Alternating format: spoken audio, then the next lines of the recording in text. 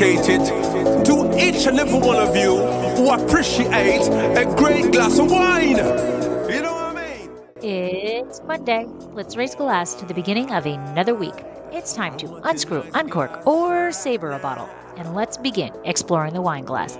Today, I am sharing another episode of a virtual masterclass I attended on Oregon wine. May was Oregon Wine Month, and in celebration, this masterclass was dedicated to the white varietals.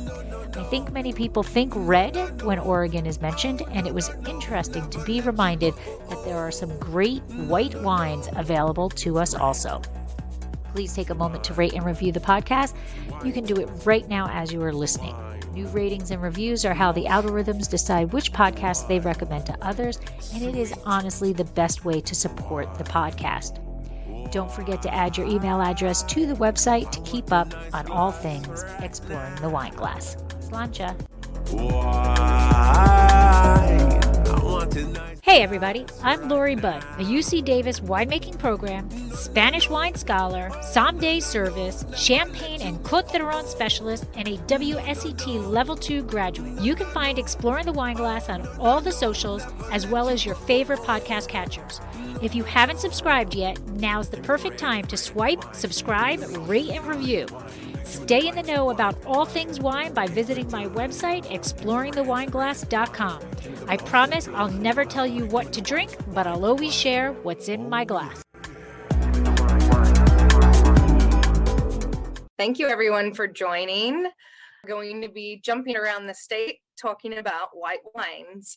White wine in Oregon, for me, holds a very special place in my heart. I think it's one of the real stars, shining stars here in Oregon. I do think that it's a really, really unique area for growing white wines.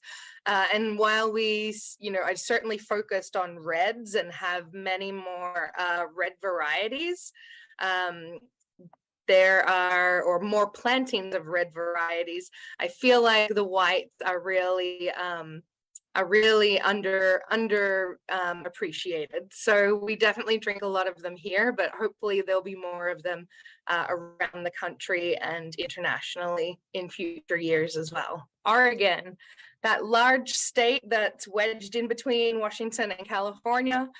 We are up against the Pacific Ocean, so we have a really strong oceanic imprint happening on most of our regions. We are a growing great growing state for wine production as well, with more than 23 AVAs now in Oregon. We're really, hitting over 60 years in wine growing and grape growing quality production here after the prohibition time. And so we're really starting to carve out our very special named places or terroir places. And they're given typically uniform, land scale names to them. So whether it's Dundee Hills or Tualatin Hills, whether they're shaped around water sources or specific soil types, as is the Rocks District of Milton Freewater. As we're coming into the second and third generations of Vigneron here in Oregon, we're really starting to hone in on our real specialties within each AVA. So really starting to refine what we do best in each area and really starting to explore really what's possible in this really amazing wine growing state. One of the reasons why this state is growing is we're starting to see wine growth everywhere along, especially the water systems. So whether it's the Columbia River Valley in the north, just going back there to that state, Columbia River Valley there in the north, separating Washington and Oregon, or the Pacific Ocean, or the Willamette Valley, or Rogue River, or Umpqua River. We're really starting to see a lot more expansion into vineyards in these areas. So growth happening pretty much everywhere around the state. Walla Walla has seen some of the largest increases in growth, along with the Willamette Valley and the Umpqua Valley as well. So as I did mention, Pinot Noir and red varieties do dominate Oregon's major plantings, but that's not to say that we don't have, 69 other grape varieties, and probably more by now, because there's always someone planting something new just as it gets released from a nursery. And so there's a lot of just real innovation and experimentation happening here in Oregon as winemakers and wine growers from all over the world are starting to really seek out the beauty of this growing region. It has an abundance of water, an abundance of really lovely wind conditions that help to make it a really organic growing area in terms of how we can farm here and the quality of life. So we are going to focus on the whites today. So Pinot Gris, Chardonnay, Albarino, Riesling, Chenin Blanc, Sauvignon Blanc, everything's in growth, and there's certainly dozens of varieties that I haven't touched on, but I tried to keep it to varieties that are planted all over the state. So making it a discussion about how they differ in each region and what flavor profiles you can really expect to come from each individual region around Oregon for these specific grape varieties. But touching on first, what makes grape growing in Oregon so ideal for great wine, not just for red wine, but for white wine as well. It's a combination of factors. Definitely the soils come into play. We have some really deep marine sedimentary alluvial soils. We have clay volcanic soils that are very intense and help to keep in the water systems. And then we also have stream sediments, because Oregon has really been carved by a lot of moving river systems. And so we do have a lot of alluvial river banks and stream sediments that are present in a lot of our AVAs. The other combination, which is important, is our latitude and our daylight length. So we have really long, warm, sunny days and cool nights. So that diurnal temperature drop happens in every region in Oregon, and it's more pronounced in certain regions than in others, but we do really see a vast diurnal temperature shift, which really helps to give us the freshness and fruit purity and high acidity retained in all of our wines. So that northerly latitude helps give us that long extended daylight, and then the cooling influences that come from the Pacific Ocean and are really wind influences that meander down a lot of our valleys along river systems and are impacted by the steepness of our slopes and cool air pooling off of our mountain ranges. So all of that makes up for really food-friendly wine with great acidity, great structure, and great aging potential. The other thing is that we are a region that has a lot of estate-owned and small estate-owned grower winemakers. So our vignerons and winemakers are spending so much time actually in the vineyards with their crop, understanding their fruit and really nurturing it into the best fruit quality that it can be, and picking at it at just the perfect time. The other thing is that we have a huge amount of biodiversity still in our regions. So none of our regions are a monoculture of the vine yet. We still have a lot of mixed farming and a lot of forests and a lot of animal biodiversity as well. So really important for the health of our vines and also to keep the health of our community and our vines as well. So you can see there's that vineyard with the forest surrounding it, which is a pretty common vineyard site. And then along the valley floors, you can see generally how steep our vineyards are as well. And then down on the valley floors, we don't typically plant a lot of grapes on a lot of the valley floors. They're more reserved for crops like orchard fruits, hazelnuts, or as we call them in Oregon, filberts, and then of course grass seed and nursery plants as well. So lots of agriculture still happening in Oregon. So we're very aware of our growing conditions and taking care of our surroundings. So touching on the soil aspect, We have, ancient soils, not as ancient as some regions, but we do have ancient marine sedimentary uplifts and bedrock ancient marine sediment uplifts that are really present in the Willamette Valley. When the tectonic plates came together, they raised up out of the sea, which Oregon was under, these beautiful marine sediments, and they make up a number of AVAs in the Willamette Valley itself. And then as you start to move south into southern Oregon's AVA, we have these really ancient bedrock marine sediments that are almost sandstone-like in their appearance and their free draining ability. So much more ancient marine sediments as we move south into the Umpqua Valley AVA and then into the Rogue Valley. This is really important for keeping that drainage happening, but also allowing the vine roots to go very, very deep into the soils here.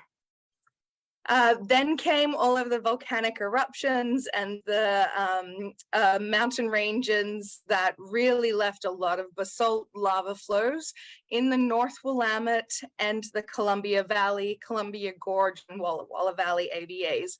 So these lava basalt flows came from the series of cascade mountains that exploded, erupted during this time, leaving massive lava flows to run down to the north part of the Willamette Valley, where they sort of peter out after about Eola, Amity Hills, and just south of Salem. So that's why the North Willamette Valley, you'll find very distinctive types of wines from 2 specific or 3 specific soil types: marine sediments, volcanic basalts, and then the Ice Age Missoula flood soils as well, but the loess that came from the degradation of these basalt lava flows and the scraping of the ice flows that came through the Columbia Valley and the Columbia River system and blew down into the top of the North Willamette Valley, covering the Chehalem Mountains and Tualatin Hills AVAs with these very fine talc powder-like, free draining, fast draining, low soils. They are very good for being fast draining, but they also help to retain some water during the wet season as well, and really slow release that during the summer, as our summers dry out quite quickly in June and July. So that slow release of water really helping to nurture the vines through the summer period and that growing season. And also they're very important for reducing the spread of phylloxera and allowing us to have some of the oldest vines still in the Willamette Valley in these Laurelwood and Tualatin Hills AVAs. So three distinct soil types. Those low soils and volcanic lava eruption soils are really present also along the Columbia River Gorge, which is what you can see in that picture down on the left.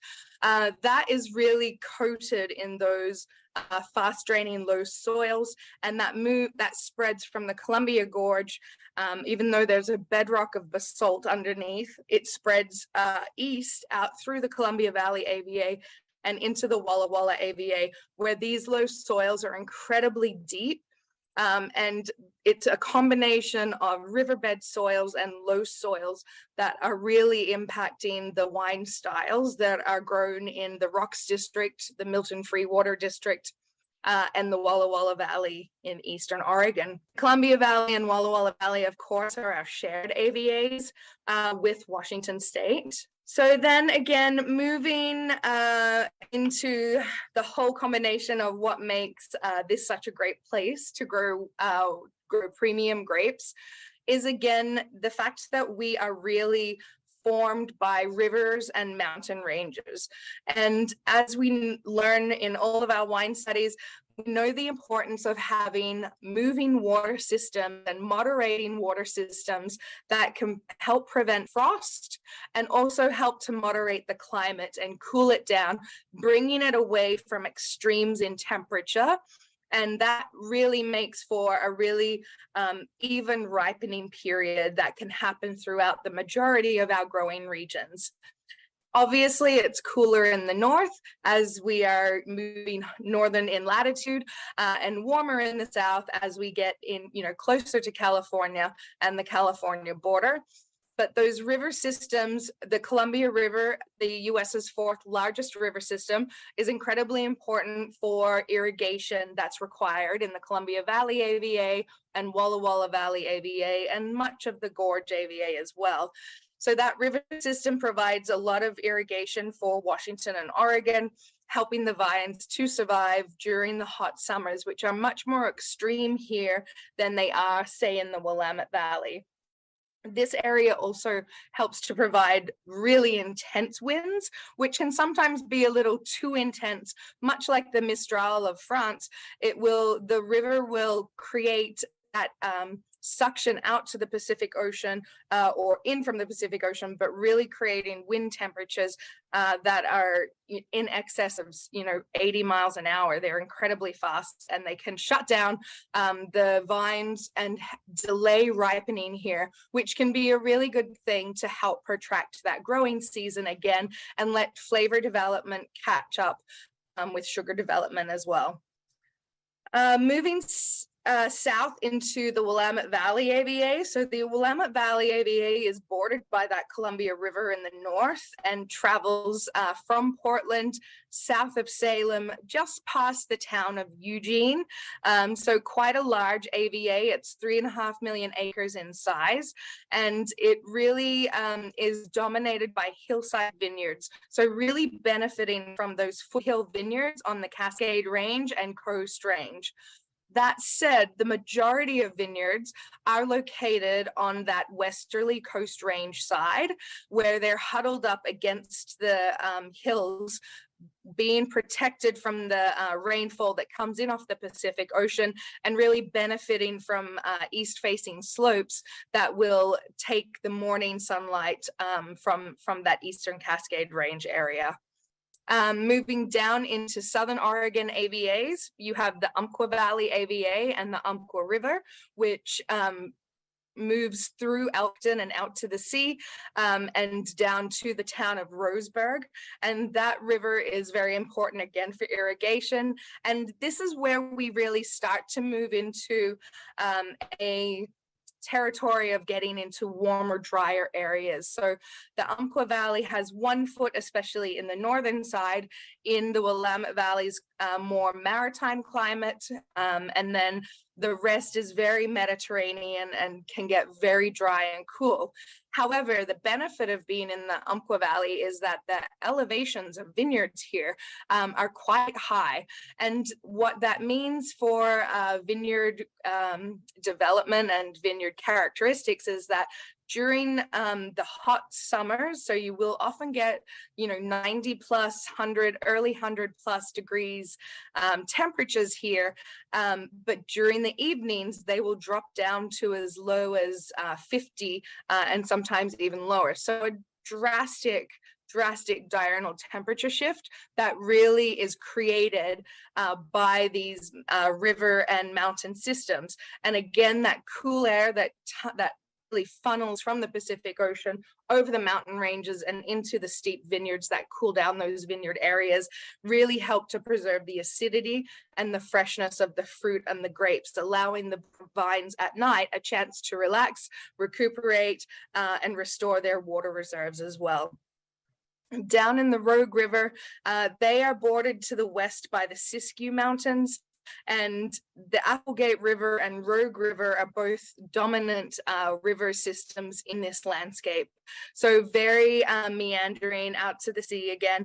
And this is where these river systems have really moved quite a bit. So much of the Rogue River, much of the Rogue Valley AVA, and especially the Applegate Valley AVA, are really alluvial river systems that are very free draining. They can be quite nutrient poor, but they're ideal for this shorter growing season where the vines need the soil to warm up, and the rocky, sandy soils down here are really warming up quite early on to get those vines alive and producing during the warm climate, the hot days down here.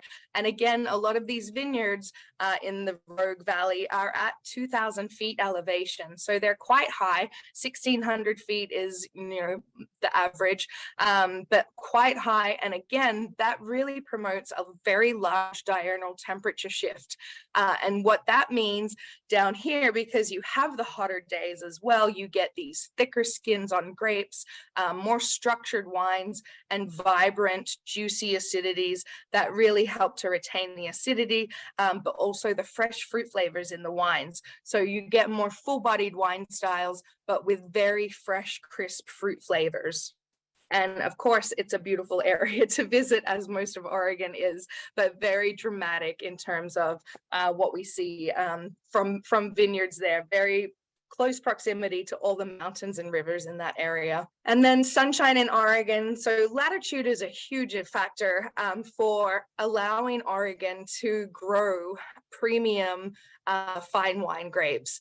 So it really is because of our latitude that in the winter, we are receiving more than 15 hours a day of prime growing sunlight. And so we all know that the heat is not the only equation in ripening a high quality wine grape. You also need UV light.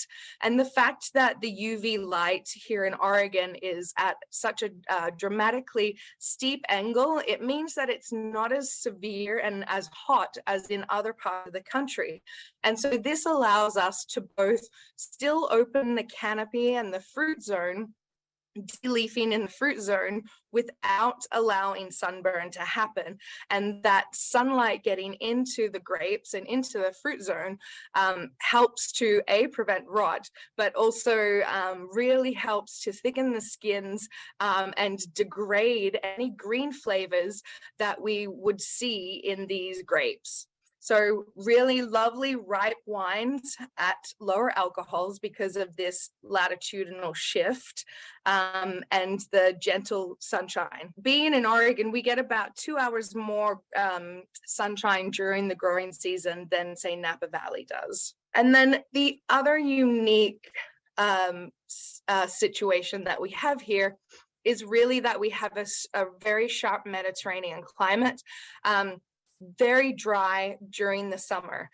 So unlike Burgundy and other parts of Europe that see rainfall throughout the growing season, Oregon is incredibly lucky to receive a very dry growing season, which means that we are not spraying our vineyards as often. We don't have as much tractor compaction and the need to be in the vineyard and spraying every 4 to 6 days. We get a really nice reprieve during the growing season right until harvest, where sprays are really lessened in their need.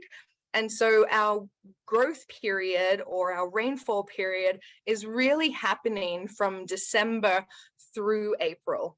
And we've definitely been having a lot of rainfall this year, but it is really starting to become mild, and we'll start to see, as you can see on this graph, that the rainfall will lessen, and then during the months of July, August, and most of September, Oregon is very cloud-free, big blue skies, and also rain-free.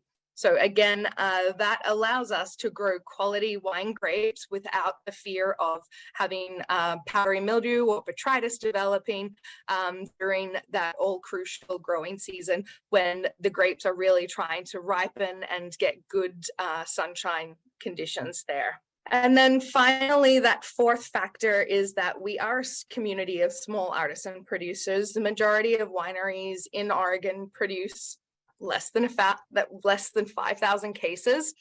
And most vineyards in Oregon are around 20 to 40 acres in size at most, which allows, a small team and a family to really be able to manage those vines. We also have been recognized that, you know, a lot of the fine wine that is recognized in the country in terms of Wine Spectator reviews, wine enthusiast reviews, we outpace other regions. While we only produce 1% of the fine wine in the US, our Wine Spectator scores for 90 plus wines are up in the 25% range. So really being acknowledged that this combination of our unique soils, our hands-on approach to farming, and our unique dry summers and growing seasons are really a key influence in producing fine, high-quality wines, and the fact that we spend so much of our own time in the vineyard itself.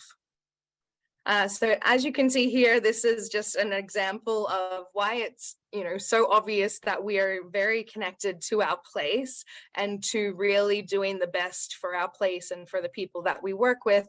And that means, you know, limiting any sprays that don't really need to happen and working towards an organic farming system.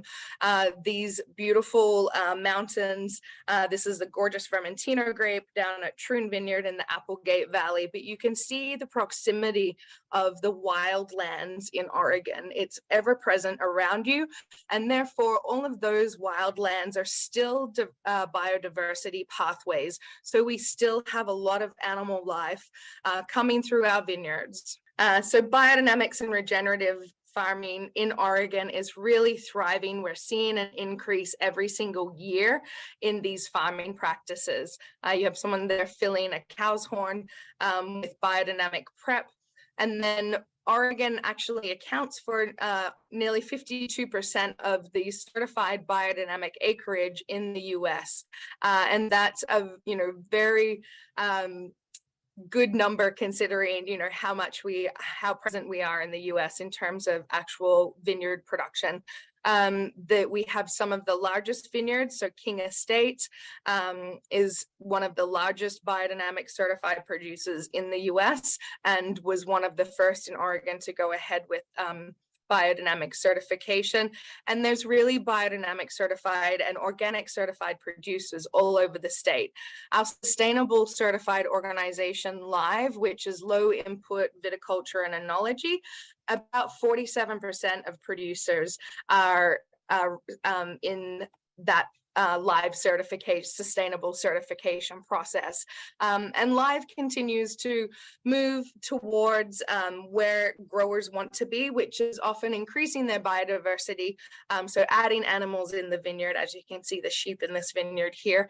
And that's something that regenerative organic farming certification also ensures as well. So regenerative organic farming, Troon Vineyard in the Applegate Valley was one of the first vineyards and the first in Oregon to be certified as a regenerative organic farm. And that means that they have to have a portion of animal husbandry on the farm as well, and animals in the vineyard. It's also one of the first certification that really includes the requirements for health of staff as well. So really taking stock of the whole ecosystem to get these additional certifications in place. There's one question coming up in the chat here. Is the 52% number, it's only for vineyards. 52% number is for biodynamic acreage for grapes. Okay, let's jump into these grape varieties. So Pinot Gris, and I'm going to include Riesling here as well, because Pinot Gris and Riesling were really the first two grape varieties that, white varieties that Oregon really built its name around. Oregon was the first region in the US to commercialize Pinot Gris as a white wine, and really spent a lot of time developing the education around what Pinot Gris is. And so we do have many styles of Pinot Gris here in the US now, or in Oregon. And so it has moved from being a sort of more rich and luscious style with, lots of baked fruit characters, baked pear and orchard fruit flavors in the Willamette Valley, to something that's now much leaner and juicy and more crisp.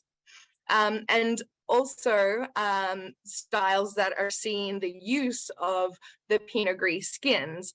Being that Pinot Gris is a mutation of Pinot Noir, it actually does have purple skins. So you can pull a lot of color out of those skins, especially when you do open up the canopy and let that UV light in and build the anthocyanins and the color in the Pinot Gris skins. So there's now a number of producers, particularly in the Willamette Valley and Columbia Gorge, that are making skin contact Pinot Gris as well, and making a Ramato style or light red style from the variety. In Southern Oregon, still the most planted grape variety in every single AVA. I was still a little shocked to see that Pinot Gris is still the most dominant grape variety in all AVAs around the state for white wines, apart from Milton Freewater.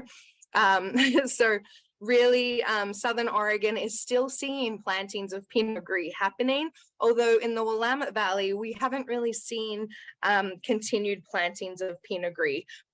Willamette Valley is starting to move into more Chardonnay and other varieties, and less so on Pinot Gris.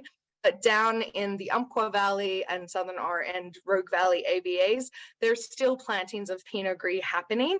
And those wines tend to be very crisp, very high acid, much more green and yellow apple, nashi pears, orchard fruit styles of wines. So here's a couple of images.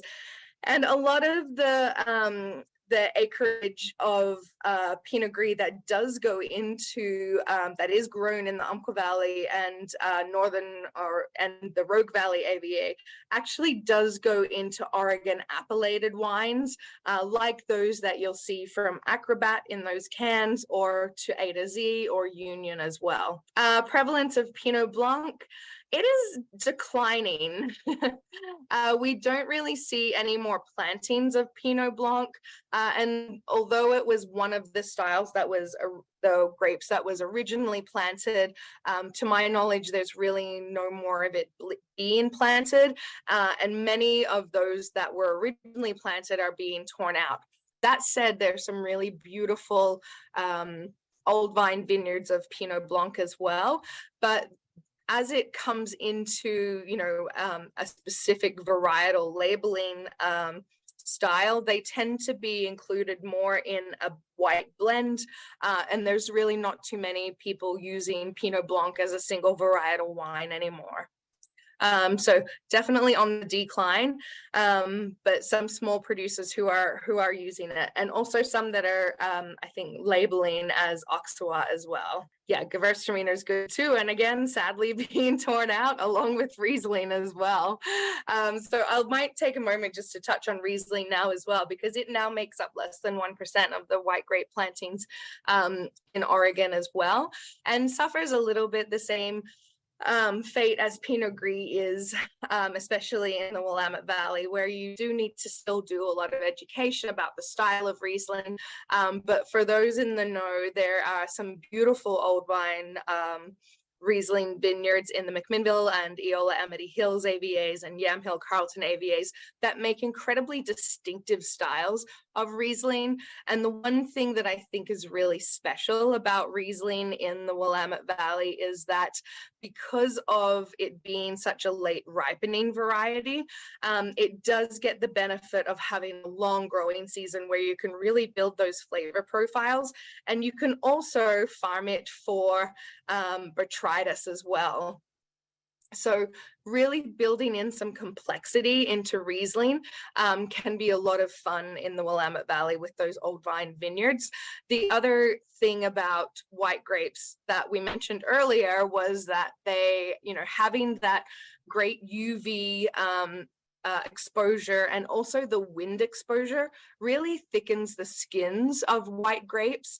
And what that means is that you have a strong phenolic character in your wines. And that phenolic character can be really expressive and really interesting, especially for food-friendly wines, that you get a really lovely phenolic bitterness and quinine flavor profile out of. If you are a winemaker that is not afraid to use some of those phenolics in your wine styles, instead of just doing a very gentle pressing.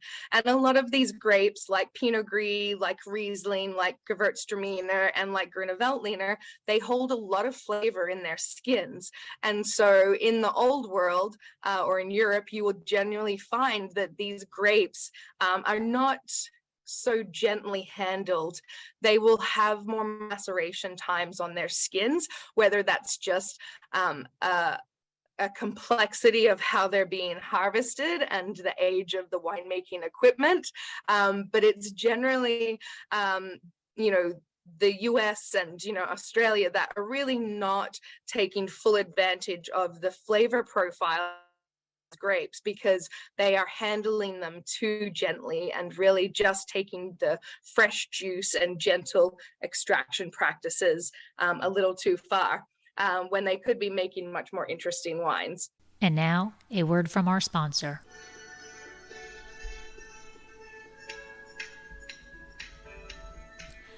Looking to be in the know about Dracaena wines? Want to be the first to know about our new releases and special offers?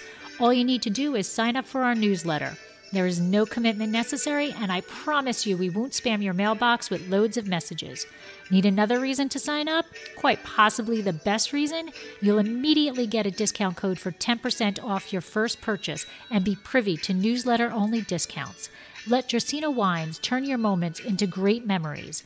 Visit our website, www.dracaenawines.com, or use the link in show notes to sign up. It will take you less than a minute, but the rewards will last a lifetime. Speaking of interesting wines, the rise of Oregon Chardonnay is something that's really coming on very strong. I'm sort of surprised to see that the Chardonnay production is still only listed as about 7% of total vineyard growth in all of Oregon. The amount of Chardonnay that I see being planted around the Willamette Valley especially, but also in the Umpqua and the Rogue Valleys and Columbia Valley, tells me that there is going to be a lot of great Oregon Chardonnay really hitting the market in a few years' time. Chardonnay was one of the original varieties that was planted here in the 60s. And it was really, you know, a sort of a complex storm of reasons why it wasn't ideal at the time. So Chardonnay in the 60s, we didn't have clonal selections that would suit the weather landscapes, the climate landscapes of Oregon, and particularly of the Willamette Valley. So the Chardonnay, the clones that were being brought up from California had a lot more disease and in their cluster morphology and in their cluster morphology. And so you were getting a lot more complexity. So small hen and chick bunches, so large berries and small berries coming through. And that was really not working quite very well in a very cool growing season, which and 80s really still were in Oregon. So in the 80s, we did have the introduction of the Dijon clones. Dr. Bernard from Dijon sent out Burgundian clonal selections around the world, where they landed in the Adelaide Hills, in Argentina and Chile, in South Africa, and of course in Oregon. And so what these clonal selections did was they take on sugar accumulation very easily. And so they were able to make a much richer, riper style of Chardonnay than the previous clonal selections.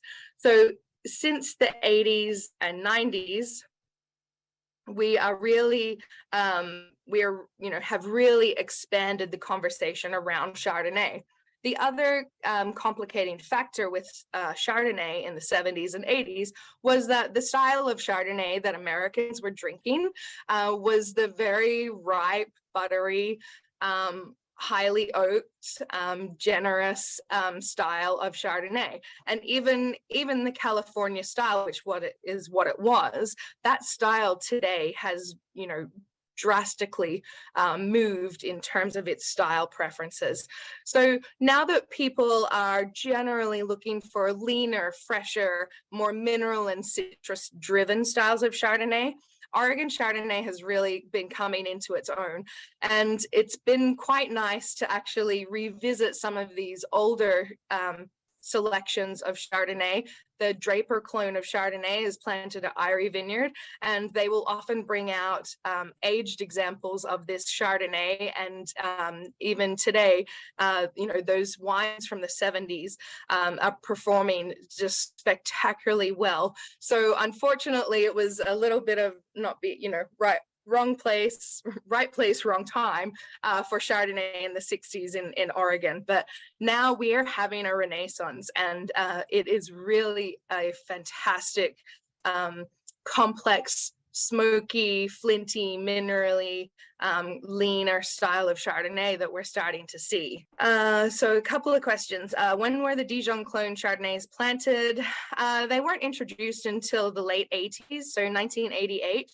So they really didn't get released from the universities until 1990, 1991. So it's really the 90s that Dijon clone Chardonnay started taking off, and that was primarily in the Willamette Valley, but now they're found all over as well. Can I speak to white Pinot Noir? I can, but it's not a white grape. It's just, think about Pinot Noir as champagne, and they're gently pressing it, taking away just the juice, and making it like a Chardonnay or making it like a Pinot Blanc.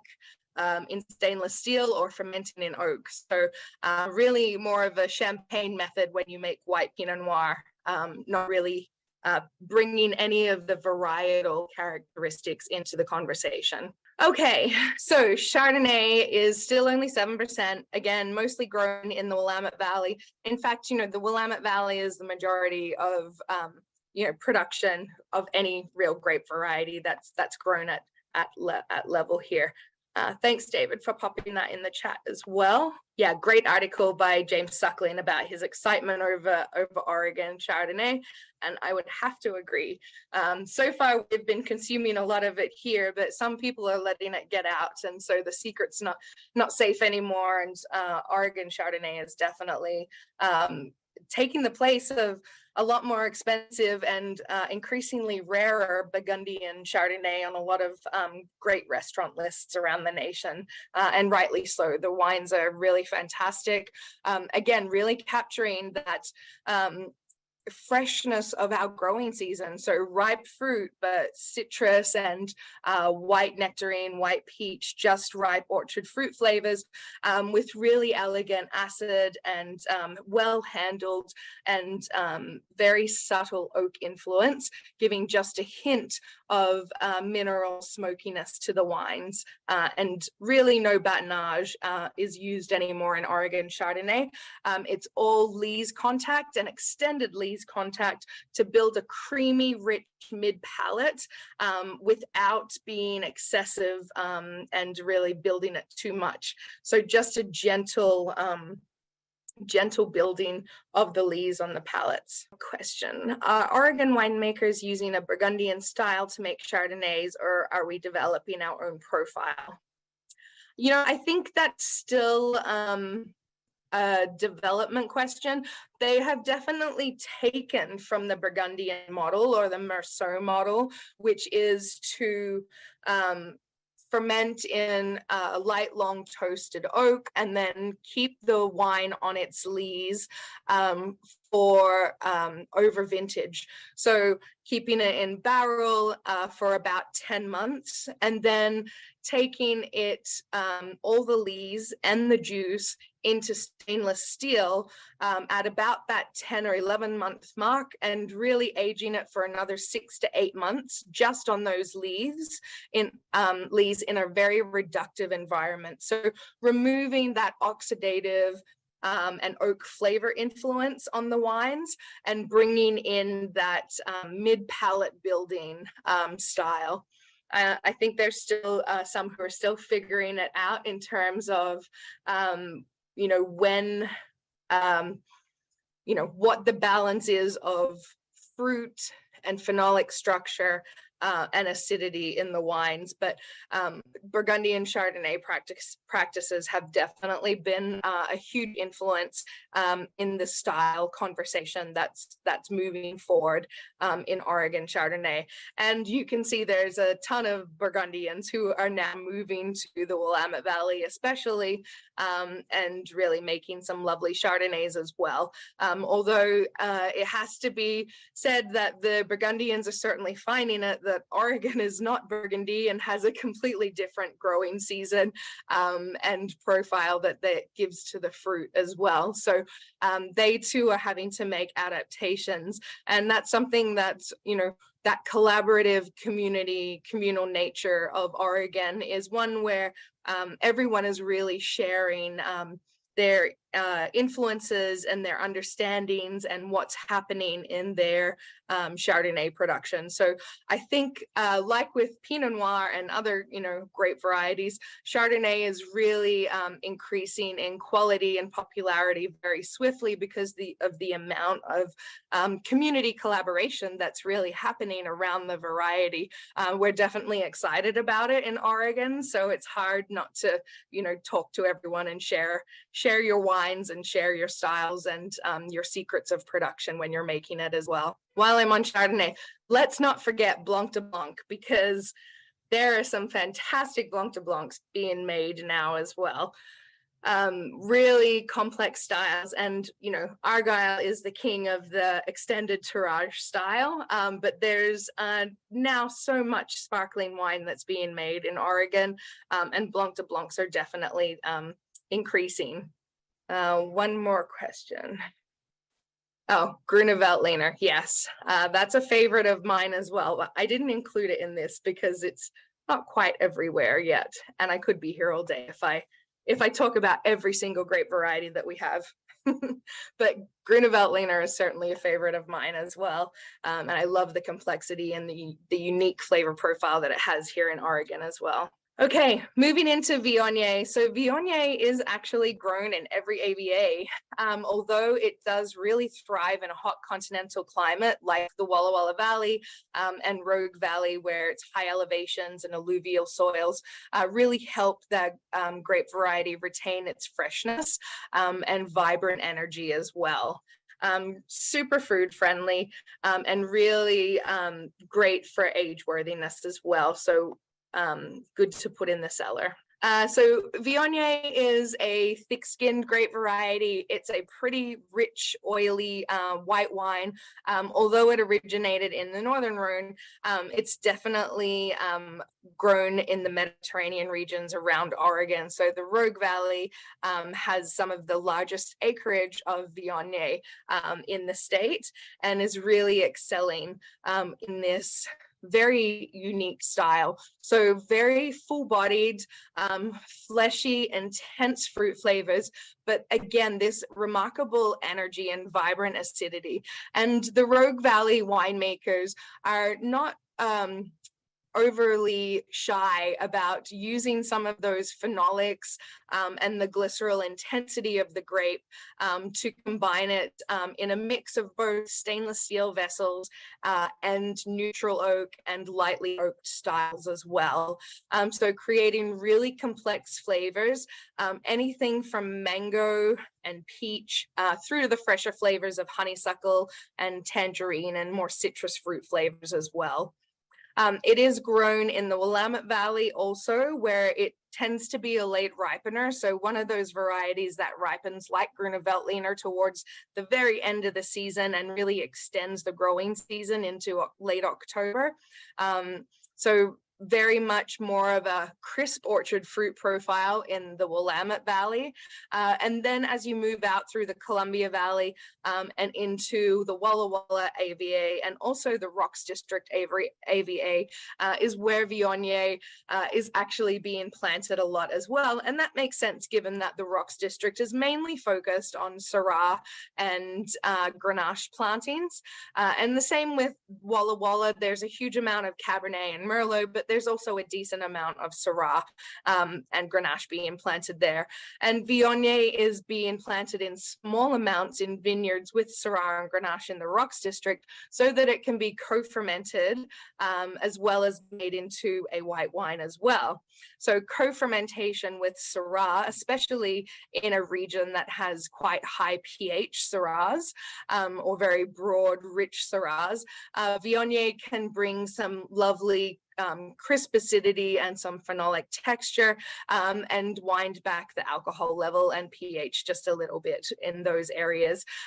But they can really make the Syrah, especially in the meaty wines of the Rocks District, it'll really make those berry flavors pop in the Syrahs if a little is co-fermented there as well. Albarino is another great variety that I am seeing a huge amount of interest in. There's more and more plantings happening in the Willamette Valley and in Southern Oregon. And I guess it makes sense because, you know, crisp white wines that's similar to Riesling have that really lovely, rich, crisp citrus and stone fruit flavors, but with really lovely salinity and really zesty acidity are really starting to take hold. And this Albarino is, you know, made often in stainless steel. So it can be a really nice early drinking wine style. And also given the fact that, you know, Oregon produces some of the, you know, most delicious Dungeness crab, albacore, tuna, clams, oysters. It really is a wine that just goes with everything seafood. Again, it's a pretty phenolic grape variety and holds a lot of flavor in its skins. So when you let it get nice and ripe in Southern Oregon, say in the Umpqua Valley, where you have these lovely high elevations and cooling mountain winds blowing through that can allow the grape variety to hang a little bit longer, but still retaining the acidity, what it gives you is these really quite exotic honeydew and nectarine with ginger spice flavors coming through the wine as well. And so this grape variety is being planted everywhere through Rogue, Umpqua, Willamette Valley, Columbia Gorge, AVA. And actually also in the Walla Walla Valley as well. Are the flavor profiles of Albarino and Pinot Blanc similar? I wouldn't say they're incredibly similar. I would say that Albarino is a lot more similar to Riesling than Pinot Blanc. Pinot Blanc can be very much citrus and green apple, but it struggles to give you much more than that, maybe some white apple blossom florals at best. But Albarino can be a really exotic fruit profile. So if you pick it early on the early side, lower alcohol side, it'll definitely be more like grapefruit and tangerine and citrus flavors and green apple flavors and really ripping acidity that hurts your teeth quite a bit, through to, if you do let it hang a little bit more, get more developed and riper styles, then you will really be able to pull out a lot more of that orchard fruit character, the honeydew melons. And then if you age it in tank on its lees, you're really pulling out a lot more of that salinity that the grape very naturally held. And you often find that in Riesling as well. It's just that Riesling's overt floralness and overt fruit characteristics can sometimes hide some of that salinity. So I would probably say that Albarino is a little more like a shy Riesling than it is like Pinot Blanc. But some really great examples being made. And you can see here, this is a fantastic image of the fault line vineyard at Abasella in the Umpqua Valley. On the left there, you see Earl standing in the vineyard. He's looking at his Tempranillo, but this is also where the Albarino is planted, as this really lovely ribbon-like slope meanders all the way down to the valley floor and down to the Umpqua River down there. And then the other vineyard where we have a lot of Albarino being grown as well, and definitely a lot of Spanish varieties, is just outside of the Columbia Gorge AVA in the Columbia Valley AVA. And this site is, you can see how terraced and layered those vineyards are. This is all low soils, and there's a lot of Spanish varieties and Albarino planted in this vineyard as well at 3 Mile. Okay, Chenin Blanc. The winemakers love a fair grape, I think, or maybe it's the sommeliers love a fair grape.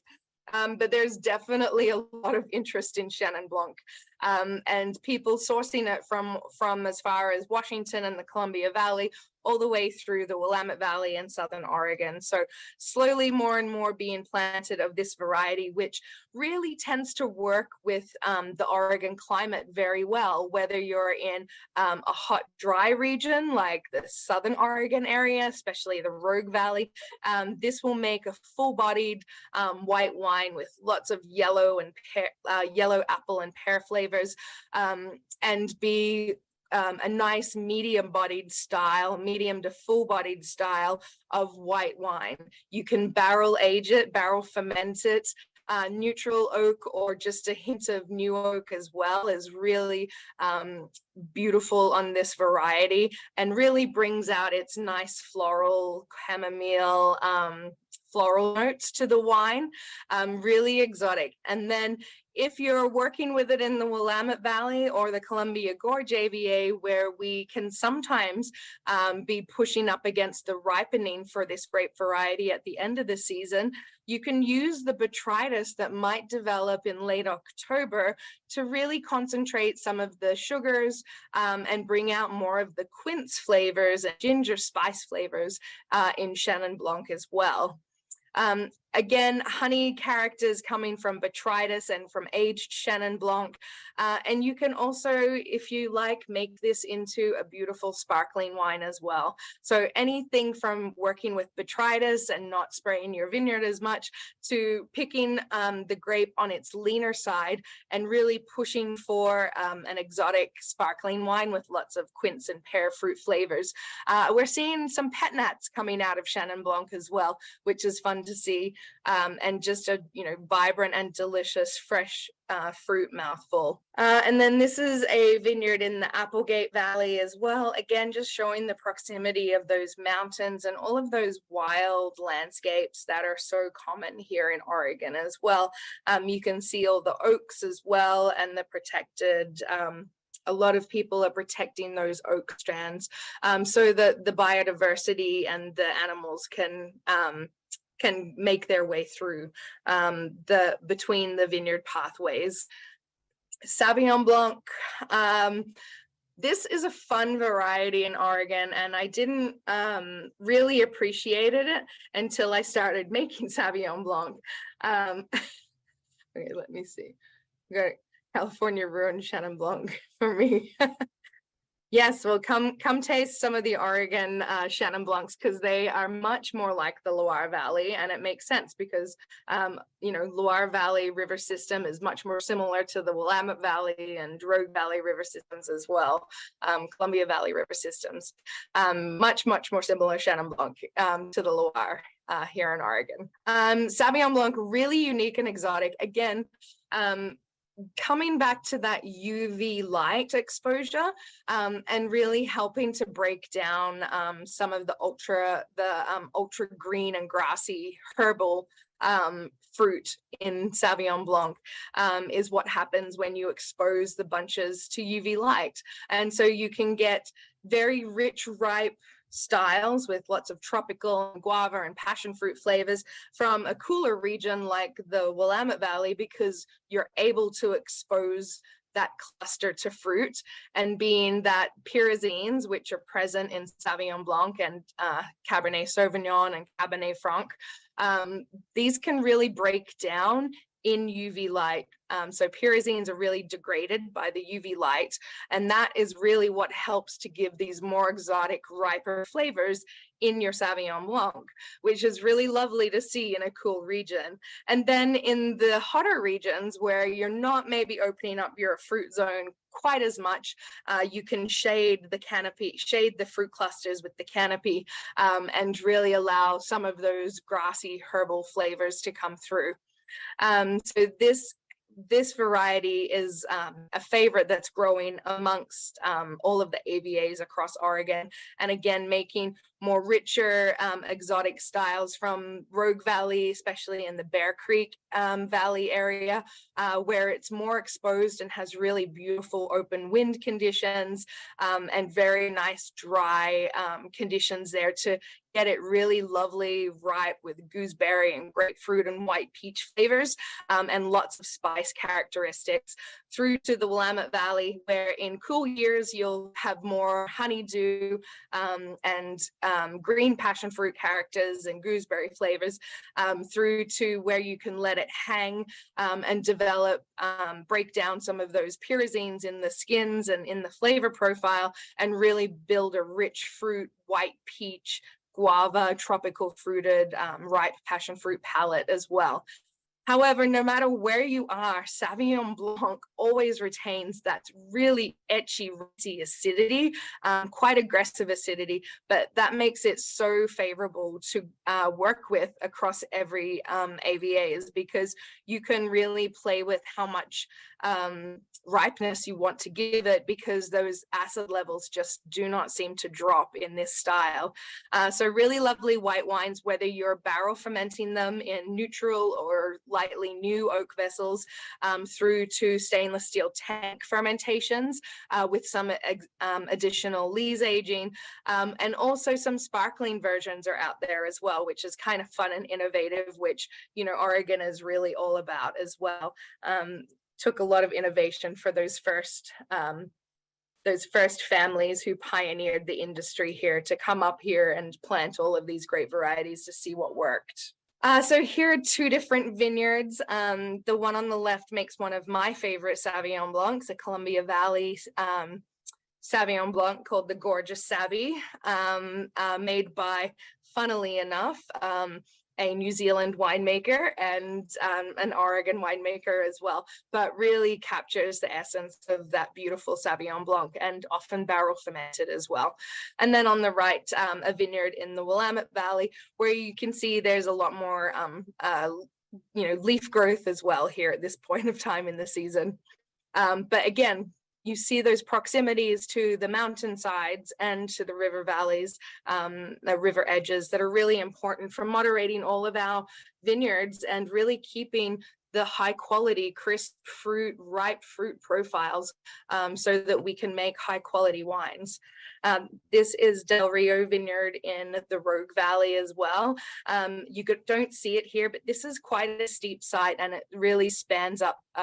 So starting at the highway, which is still at about 1,400, 1,500 feet elevation, and then goes up to about 1,800 feet elevation. This site makes some of my favorite Chardonnay as well, and a fantastic sparkling Chardonnay also. Thanks everyone for joining today. I appreciate your questions. This has been another episode of Exploring the Wine Glass. Thanks for listening. If you have suggestions on what topics you would like me to discuss, please reach out on social media. You can find me on Twitter, Instagram, and Facebook as Exploring the Wine Glass. I am also on LinkedIn as Lori Hoyt-Budd. Of course, you can always email me at exploringthewineglass@gmail.com and sign up for my newsletter at exploringthewineglass.com. If you enjoyed what you heard, please rate, review, and subscribe to help others find me more easily. And most importantly, tell your wine-loving friends, because if you like the podcast, they will too. Podcast music is Wine by Kevins. Until next week, sláinte. Give me the red wine. Give me the white wine. Give me the sweet wine. Give me the wine. Give me the wine. No.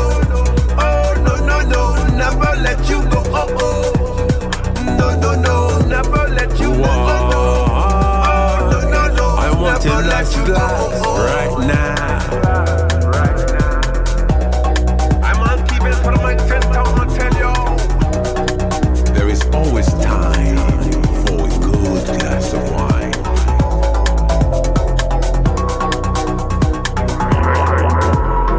No, no, no. Oh, no, no, no. Never let you go. Oh, oh. No, no, no. Never let you go. Oh, oh. I want a nice glass right now.